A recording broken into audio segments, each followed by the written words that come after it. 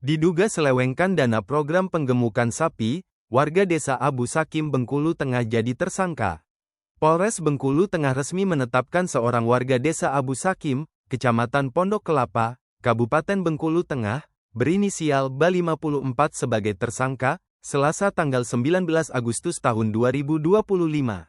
Ia terlibat dalam kasus dugaan penyalahgunaan dana Pilot Inkubasi Inovasi Desa Pengembangan Ekonomi Lokal (PIDPEL) tahun anggaran 2019.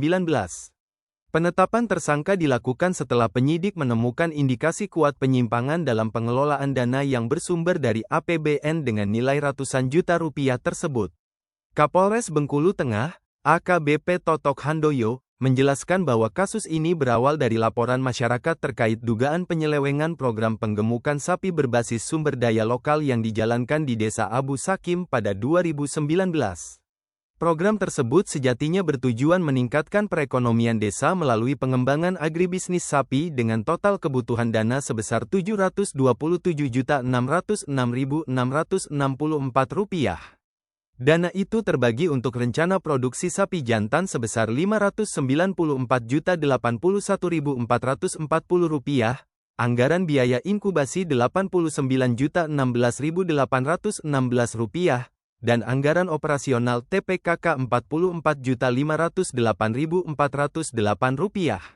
Namun dalam pelaksanaannya, dana yang seharusnya digunakan untuk pemberdayaan desa justru diduga dikelola secara pribadi oleh tersangka.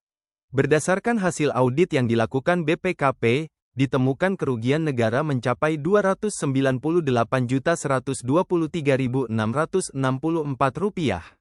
Modus yang dilakukan tersangka adalah memanipulasi data struktur pengurus BUMDes dan kelompok usaha ekonomi masyarakat desa KUMDes sehingga seolah-olah sesuai aturan dalam proposal rencana usaha kemitraan RUK yang diajukan ke Kementerian Desa PDT-TERI. Setelah dana cair, tersangka diduga tidak melibatkan unsur kemitraan dalam pelaksanaannya. Seluruh dana dikuasai tersangka dan dikelola tanpa transparansi. Bahkan laporan pertanggungjawaban keuangan yang disampaikan juga tidak sesuai dengan kondisi sebenarnya. Selama proses penyidikan, penyidik Polres Bengkulu Tengah telah memeriksa 47 orang saksi serta 3 orang saksi ahli yang terdiri atas ahli BPKP Provinsi Bengkulu, ahli keuangan negara, dan ahli pidana.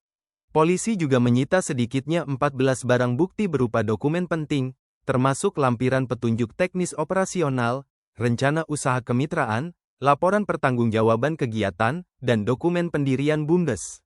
Selain itu, sejumlah kwitansi pembayaran yang berkaitan dengan pelaksanaan program, seperti pembangunan kandang sapi, pembuatan sumur bor, pengadaan pakan senilai Rp12 juta, hingga pembelian material kerangka baja juga turut disita.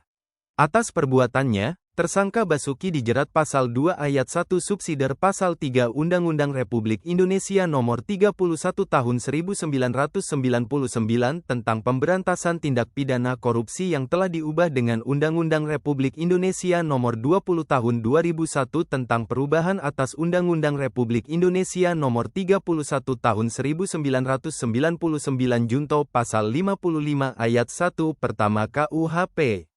Dengan pasal tersebut, tersangka terancam hukuman penjara seumur hidup atau pidana penjara paling singkat 4 tahun dan paling lama 20 tahun serta denda maksimal Rp1 miliar. Kapolres Bengkulu Tengah, AKBP Totok Handoyo, menegaskan pihaknya berkomitmen menindak tegas setiap praktik penyalahgunaan dana desa maupun program pemerintah lainnya yang merugikan keuangan negara. Ia juga mengimbau seluruh perangkat desa agar selalu transparan dan akuntabel dalam mengelola dana bantuan dari pemerintah pusat demi kesejahteraan masyarakat.